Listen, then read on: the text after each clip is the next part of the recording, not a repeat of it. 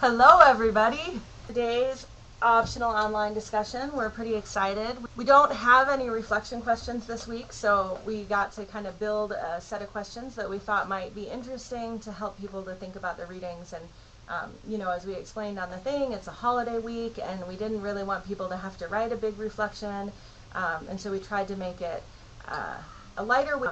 So let's go. Most of you were here last week, but I'm going to just take a minute to go through the same slides again about how the webinar works. Each of you should have somewhere kind of up in your screen somewhere, it pops up, it can hide. So sometimes people need to look around for it a little bit, but you have these webinar tool buttons, and the important things to know is that the orange one expands it so you can see all the questions and stuff. The green microphone is what lets you mute and unmute yourself, and then the blue and yellow hand is what lets you raise your hand, and that if your hand is down, it has the green arrow saying that you could raise it, and when your hand is up, it has the red arrow saying that you could put it down.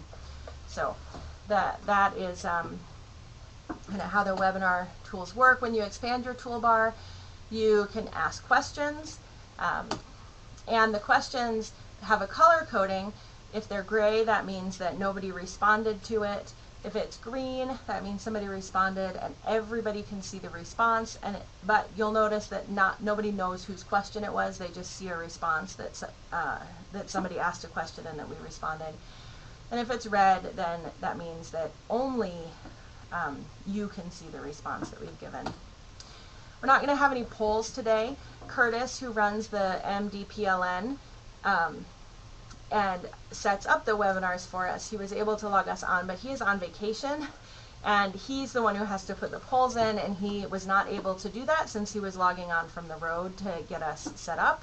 So we don't have polls today, but we have a few times where we may ask questions and ask you to respond in the question box with things that we would have normally put in a poll. No reflections this week. That's exciting, right?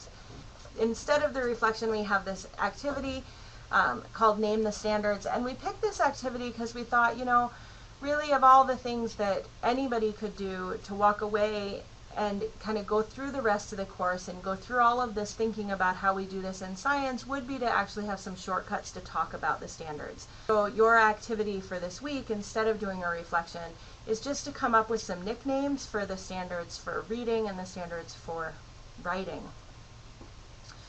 So the question that we want to ask, that will have you put your answer in the chat box, is how familiar are you with the Montana Common Core standards for ELA or literacy at your grade level? And the four choices that we would put in the poll, if we could, are deep knowledge, very familiar, general understanding, or little to no knowledge. So it looks like everybody who's here put general knowledge, except one person who put little to no understanding, or little to no knowledge, which given the teaching assignments that you guys have, that makes perfect sense.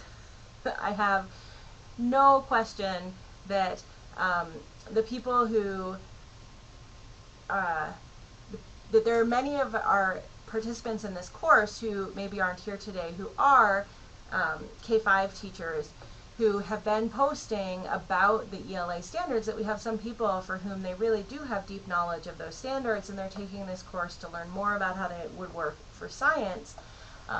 But the majority of people who are taking this course don't really know much about the standards at all.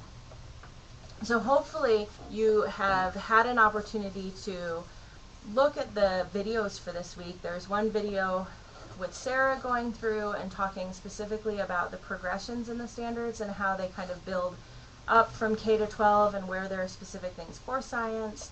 And then there's also kind of an overview of the writing of the Common Core more generally and an overview of the ELA Common Core. Those will be pretty helpful for those of you that are less familiar. Does anybody have any questions for us about the reflection activity?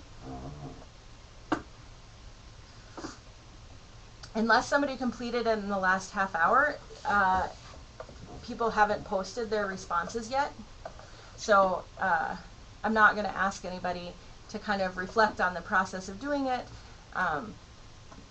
but hopefully it's a pretty self-explanatory activity. So I want to talk a little bit, I've gotten a couple of emails about what the difference is between the Common Core state standards and the Montana Common Core standards. And I put the acronyms up here for space. And I want to just be really clear that the only difference between the CCSS and the MCSS is that the Montana Common Core has Indian Education for All in it. When the Common Core was written, they were written and copyrighted. They made a distinction that said you could add, you can't take anything out.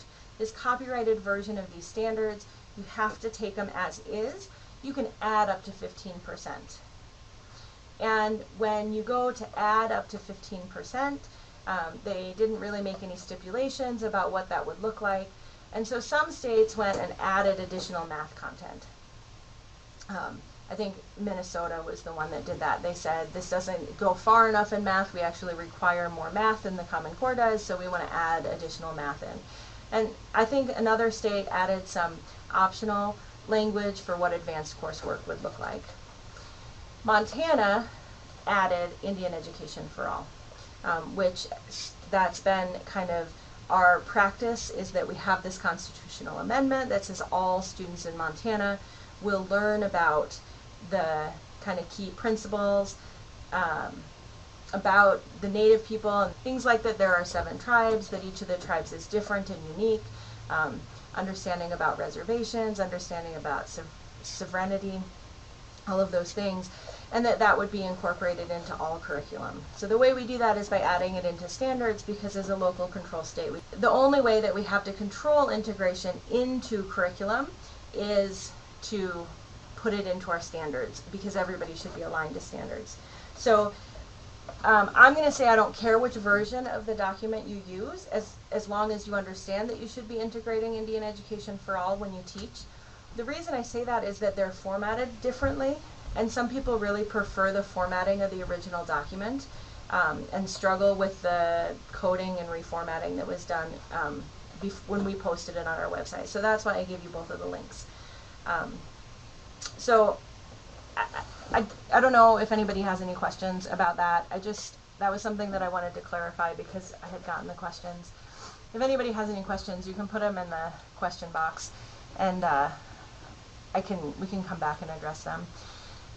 And there is a question in the question box, and it was answered, but I just wanted to out loud clarify that for the activity for this week on here, this is general terms that'll help you to remember.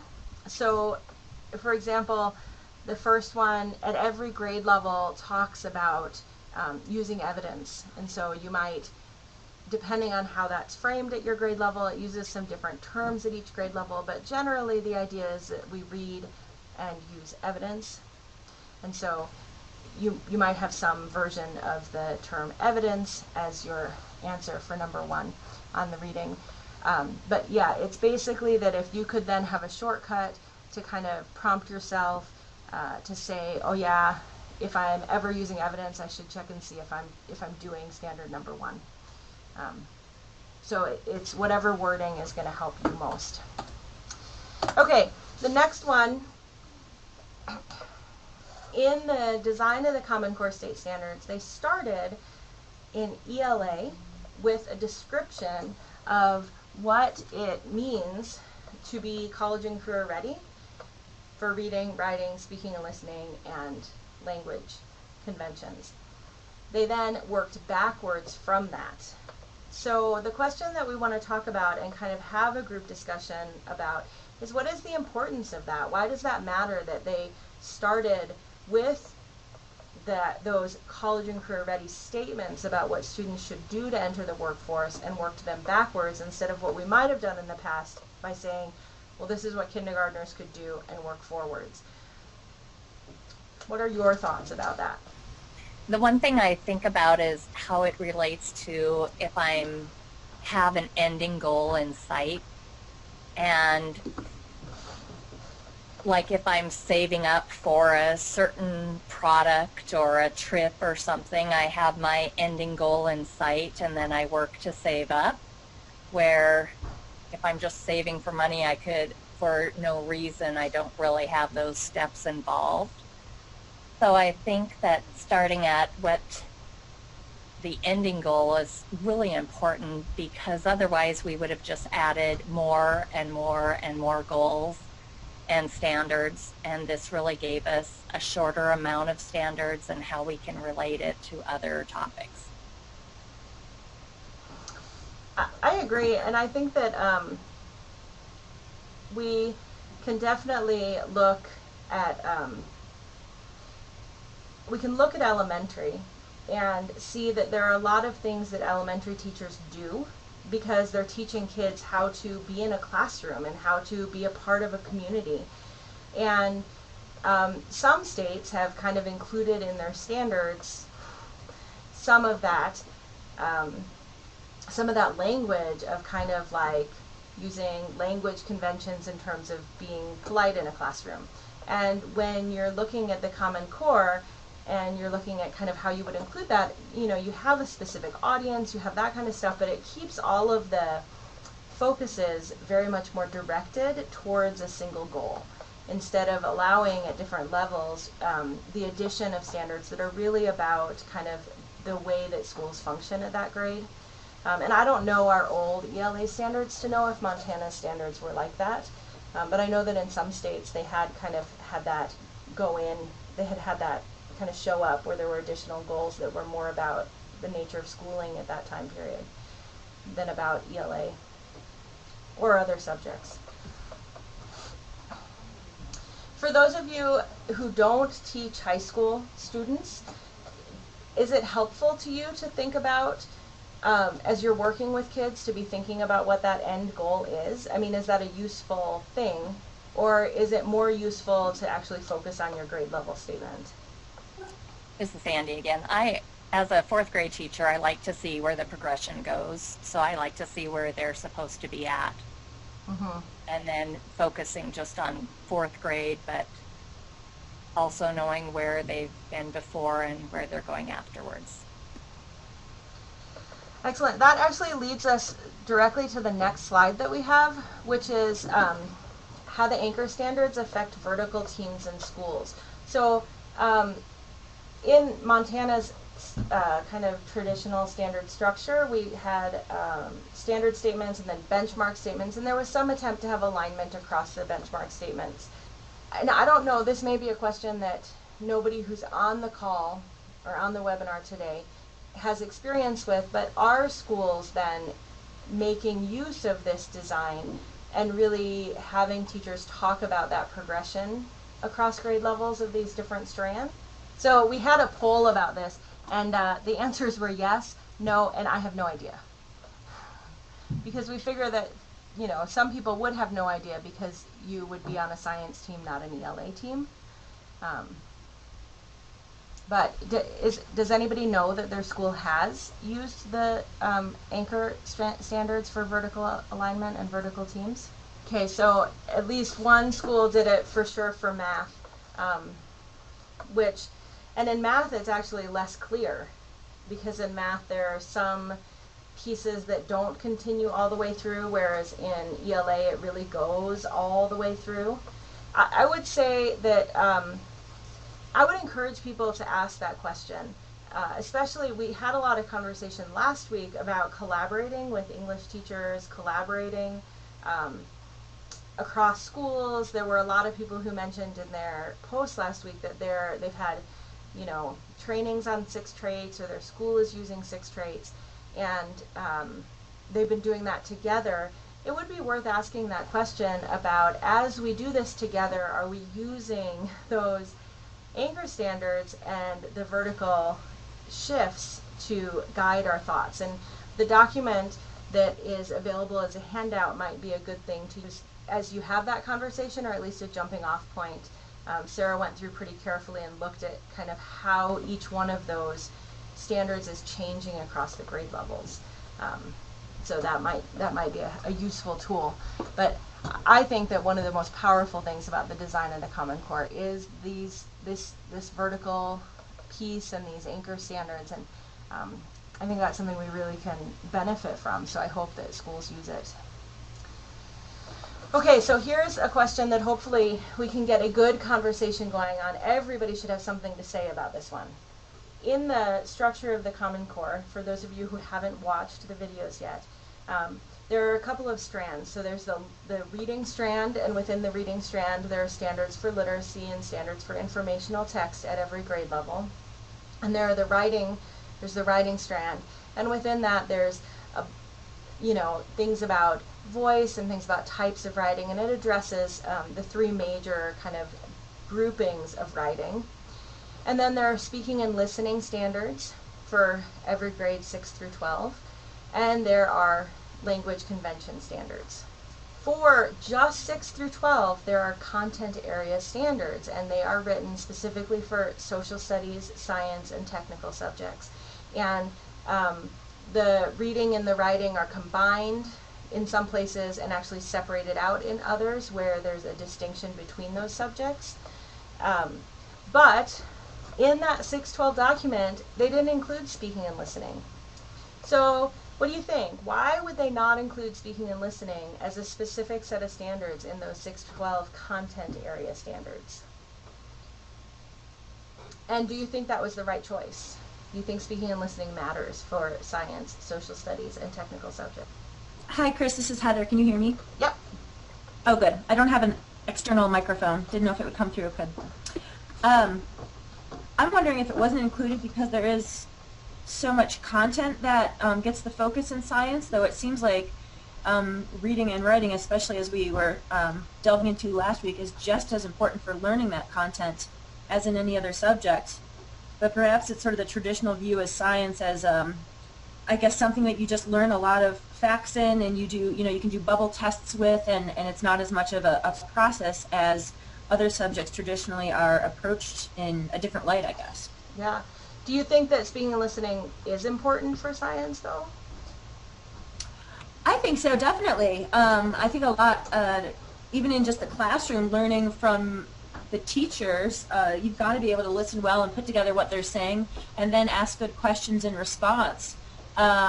And if you've ever gone to a science presentation, I mean, that can be one of the best ways to learn about a research project. It can be far more interesting than reading a paper someone's produced. Seeing them get up on stage and talk about their research can be fascinating, and is something that I think high schoolers, it would really behoove them to do, because it would practice their public speaking at the same time, help them to defend something in public, and practice their skills at speaking in front of a large audience. Yeah, and I would actually argue, because I've been to a few conferences and heard scientists talk, that sometimes it's painful. Like, that you're right, it can be more interesting, but it can also be really painful because we don't focus on teaching people who are in the sciences presentation skills necessarily. It's like we missed that part, and sometimes, you have this person speaking in monotone that's really hard to follow. So, but yes, sometimes it is far more interesting than reading the paper. Well, that's a really good point. If people had practiced through high school, maybe they'd be a lot better at it. Because you're right, some of them can just put you to sleep. So it is something that people don't get enough work at as they're learning the content along the way. Yeah, and this is Sarah, everyone. I think, Heather, you brought up a really good point, too, about questions, and not only helping students to know how to present, but also what kind of questions to ask a presenter, or what sort of things should I be thinking about if someone is talking about their scientific work or what it is that they're doing. I find too that that's a place where at least some of my students, or quite a few of my students, get stuck in terms of, okay, here's this presentation, now there's time for questions, and no one has any. I can't remember whose it is. I think it actually might have been yours, Sandy, that your response this week, that I had put in my response back to you some links to a project, and it might not have been, it could have been somebody else, but there's a project that is run through the National Academies, and it's called the Sackler Colloquia, and they've done 2 rounds of it, and two rounds that are tied to this one question, and they're calling it the Science of Science Communication. And they do other colloquia as well, but this one that they've been doing And it's really interesting because they're bringing together the two fields of communication arts and advertising and, you know, journalism and kind of all of these people who are presenting information out to, for lack of a better term, lay people, and scientists who have this huge amount of information that could really benefit everyone, who are terrible at communicating it out. And they're trying to really start a dialogue between the two groups to help scientists to communicate their work more effectively, whether that's speaking or writing, not to try to get away from traditional science writing or traditional science presentations, but trying to add back in those presentations that might more appropriately meet the needs of the people trying to take in the information who aren't scientists. So if anybody's interested in that, it's like 5 days worth of videos, so it's not like everybody should go watch it all at once, but if that's something that interests you, sometimes when I'm working on other things, I put one on. It's been fascinating to think about the question they're trying to answer about how to solve that problem. Does anybody do speaking and listening projects in science where students are asked to present? I don't do any formally, but always we do have informal presentations. But I can really see the benefit of having a formal presentation where they would write out what they were planning to say, but like I said, it's more informal. And you have fourth graders? Oh yeah, it's Sandy. Okay. And it was, yeah, we have fourth grade. I teach fourth grade, and they do, like I said, have informal all the. Well, and somebody made that point in their reflections this week about grading and assessing student writing, how important it is to have opportunities for students to write that aren't going to be assessed. And that was their point, was that we have informal communication all the time where we're giving students the opportunity to verbally communicate their claims, evidence, reasoning, kind of all the same things that we would ask for in a paper, but we're doing it informally and verbally, and the assessment is our immediate feedback, and so we should have that in writing too. And the flip side is that maybe we should have it in speaking as well. And Bonnie posted a question, and she posted in the question part a statement about how at least once a month she has them give formal and informal presentations. So that's great. And I lose track of who.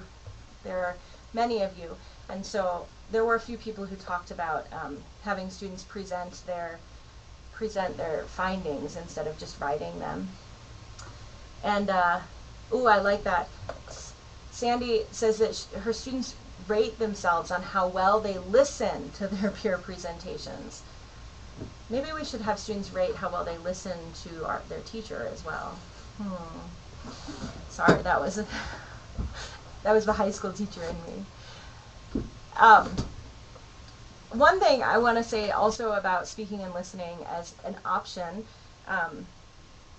I think it's really important. Sometimes there are students for whom that's really the best differentiated option for them, to let them plan out their writing and then present it through speaking instead of having to write a formal paper. It's definitely a nice scaffold.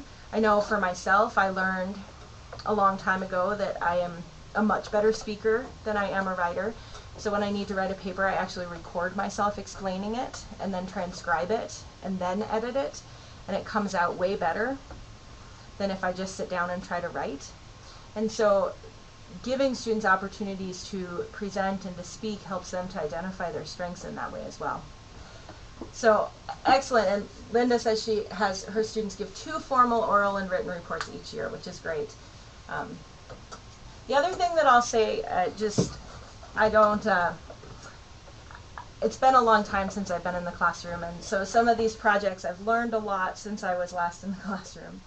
But I will say that I always had my students present a couple times a year, not every quarter or every month, but a couple times a year. And I also had them do some unique types of speaking and listening presentations, like they would have to write and sing a song as a review for Newton's laws, or kind of do some other things where they had to get up and be in front of their peers.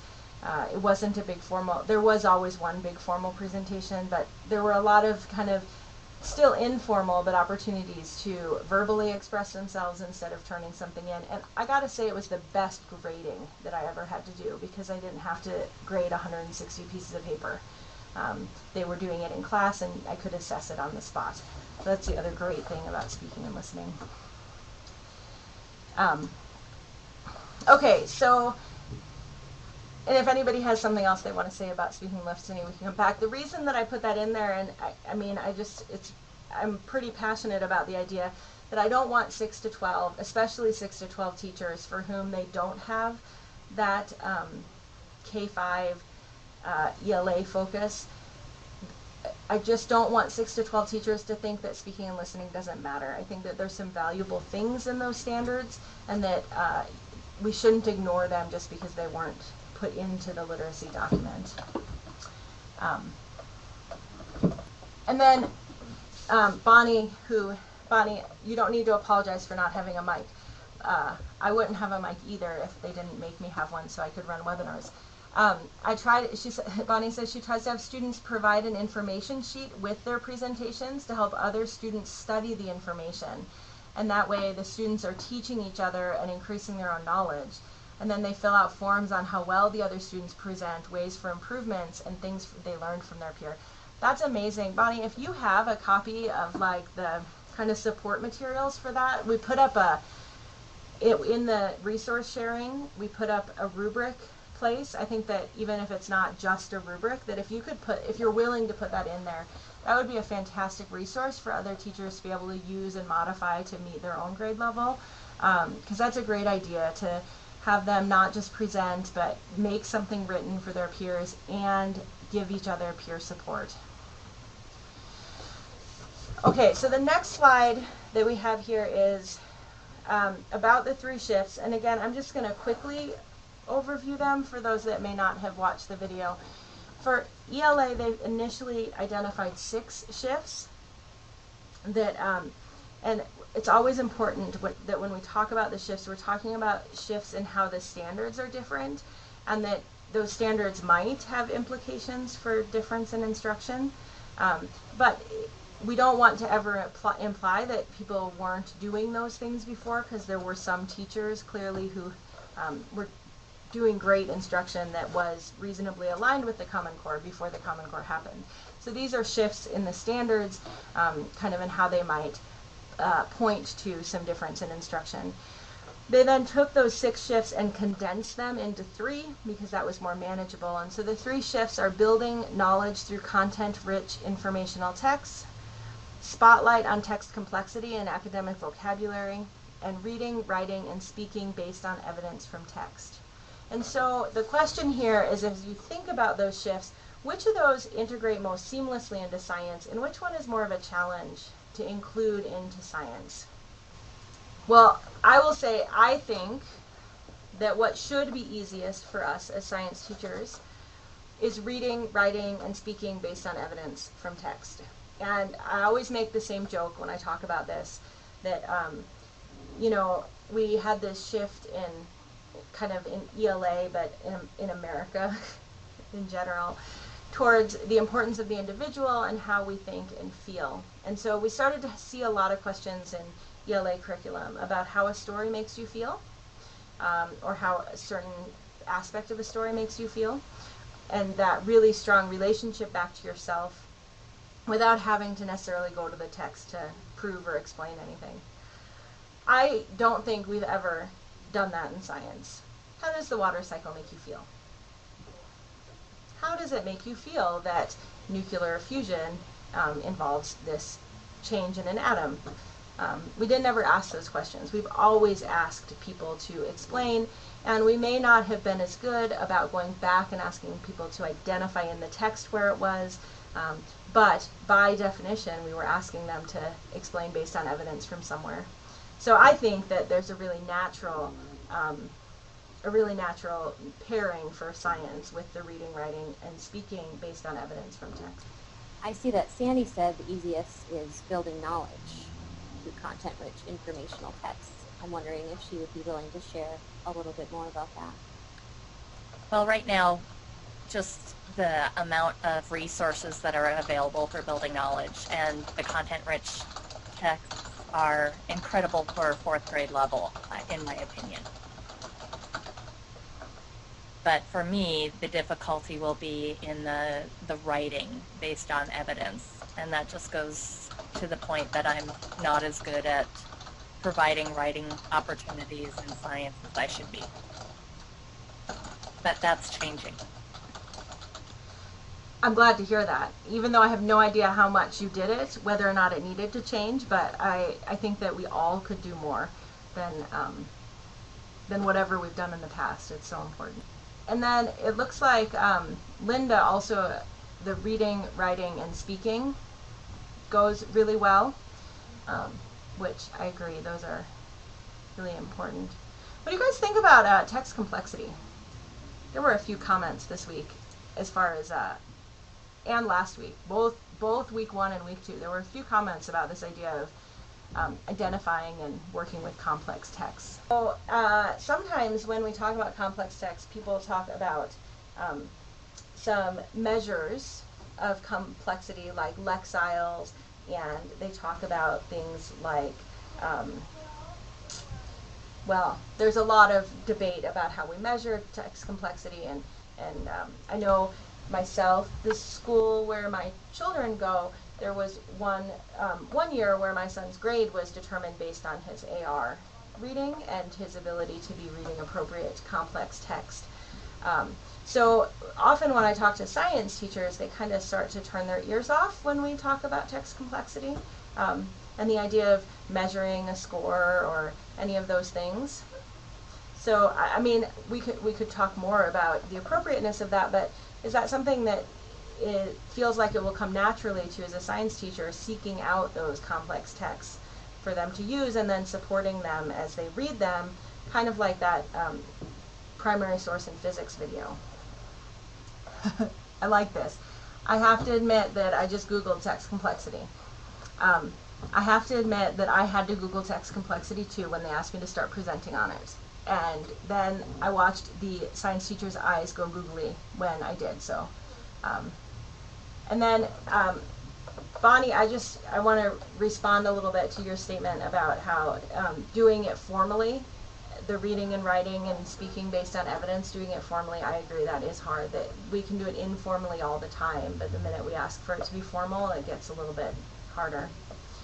We're gonna go on to the next question, but I want to just say something, my 2 cents about text complexity. First of all, if anybody in your school asks you to use Lexile as your only measure of whether or not something's appropriate for your students, definitely, whether that's true in ELA, I have no grounds to comment on, but in science, that really isn't something that is necessarily the most appropriate measure.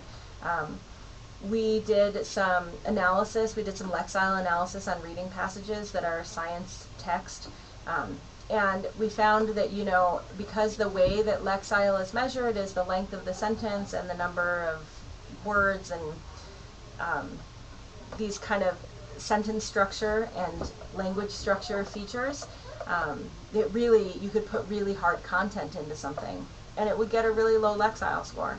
Put really easy content and we'd get a high Lexile score. And we really want to focus more on having the right content for our kids, and if they struggle with reading it, to support them in their reading, not focus too much on just what the Lexile is. And if people ever say that the Common Core told us to use Lexile, I would just make sure that everybody knows the Common Core didn't tell us to use Lexile. They told us that Lexile is one measure that we might use along with several other qualitative measures of text complexity as we decide. So that would just be my 2 cents about that after having done some research on what we need to do to support teachers. Okay, so our last question, which I put this one in here. It wasn't necessarily presented in this week's materials, but I put it in here because this is something that, depending on what part of our state you live in, you may or may not have some groups that share negative information about the Common Core. And if you have those groups, this topic of the amount of informational text may be one of the things that they talk about. Especially this kind of accusation that students won't read literary text anymore. So I just wanted to share this distribution of literary and informational passages by grade in the 2009 NAEP reading framework. And NAEP is the National Assessment of Educational Progress, and it's what they use to measure states against each other. And then that kind of gets translated and is used as we calculate kind of our global progress. So in 2008, they published a framework for the 2009 test, and when they published that framework, these were the numbers that they gave, that in 4th grade it should be 50-50, in 8th grade it should be 45-55, and by 12th grade, students should be having about 30% of what they read in school as literary text and 70% informational. So many of the authors of the NAEP framework were authors of the Common Core, and they used this as a guideline for their writing of the Common Core. So what do you think about this distribution between the idea of literary text and informational text? And remember, we're talking about across all reading that students do in school, not just their ELA reading. Does this seem like a good breakdown to you? I'll ask a clarification question before we get into Yes. that, and I will admit I'm not from a traditional classroom. But what exactly is a literary text? Is that just something that helps further reading skills, but has, I mean, maybe less content? So like something like, you know, Ted walks the dog and the dog's name is Joe, but things that kind of is nonsensical, or what? Literary text would generally be fiction. So Shakespeare is literary text. And yes, like Dora the Explorer would be literary text.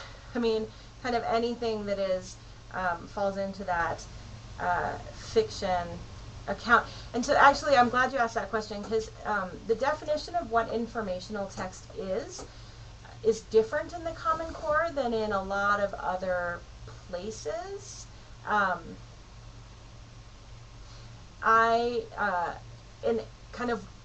can't remember off the top of my head from when I put my presentation about that together what all the other places are that define it, but you know, over the years there have been a lot of groups that have defined this idea of informational text. NAEP has defined it, but Common Core had a really unique piece in their definition of informational text, and that is that they determined nonfiction historical texts to be informational, like biographies, to be informational, while other groups in the past have determined things like biographies to be literary, even though they happen to be nonfiction. So it's not a hard and fast rule, but from the definition of the Common Core, those nonfiction biography type texts would be considered informational.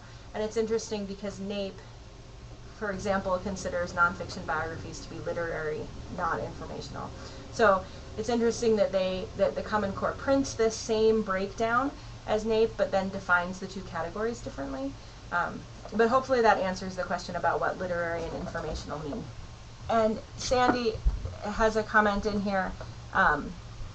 It's great for 4th grade to remember that it's not just for teaching text, or not just for reading, but it's for teaching things like science and social studies. And I agree that as somebody who represents one of those categories that's not included in our accountability framework, I think it's fantastic, the idea that 50% of their reading should be spent in elementary on informational text, because it might up the amount of time we spend doing social studies and science.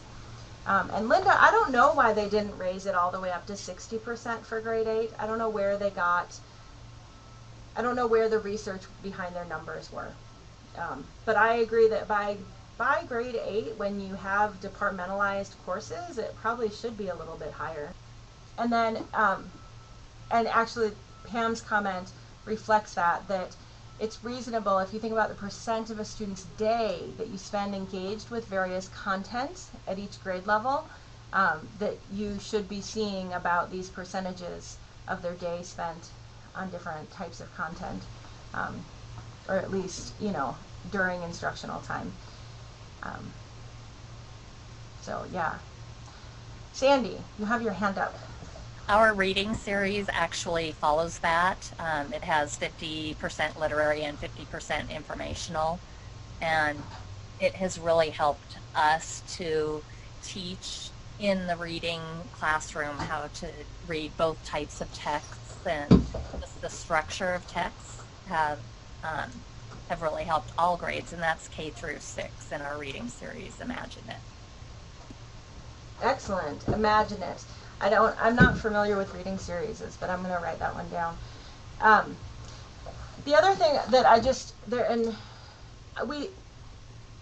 we thought about assigning, or I thought about assigning the introduction to the ELA Common Core, because they do talk a lot about their design considerations in that introduction, but decided that that was probably more reading than we wanted on a holiday week.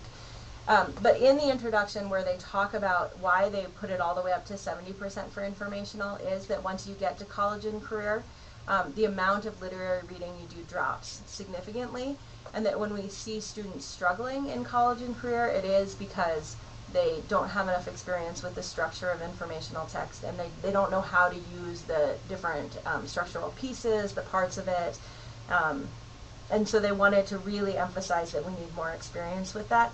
And I want to say that technically a textbook is informational text, but the intent isn't to say that they would spend 70% of their time reading textbooks in other subject areas and then 30% reading literary text.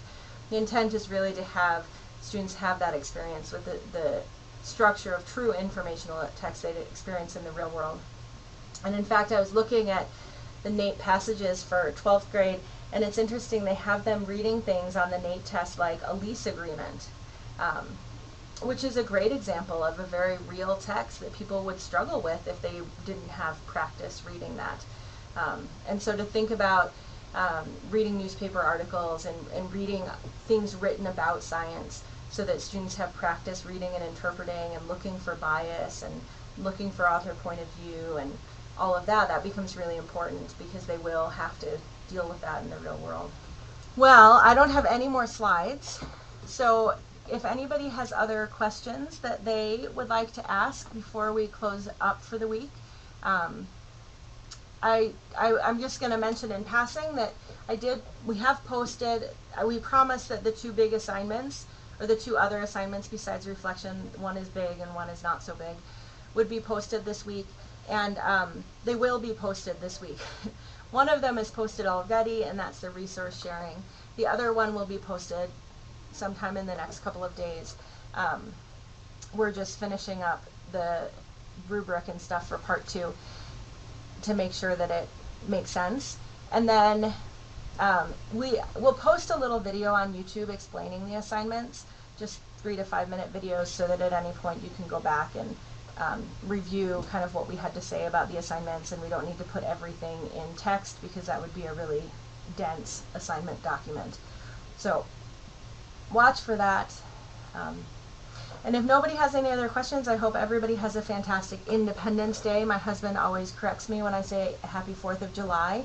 He says that's just a day. The holiday is Independence Day. So I hope everybody has a happy Independence Day.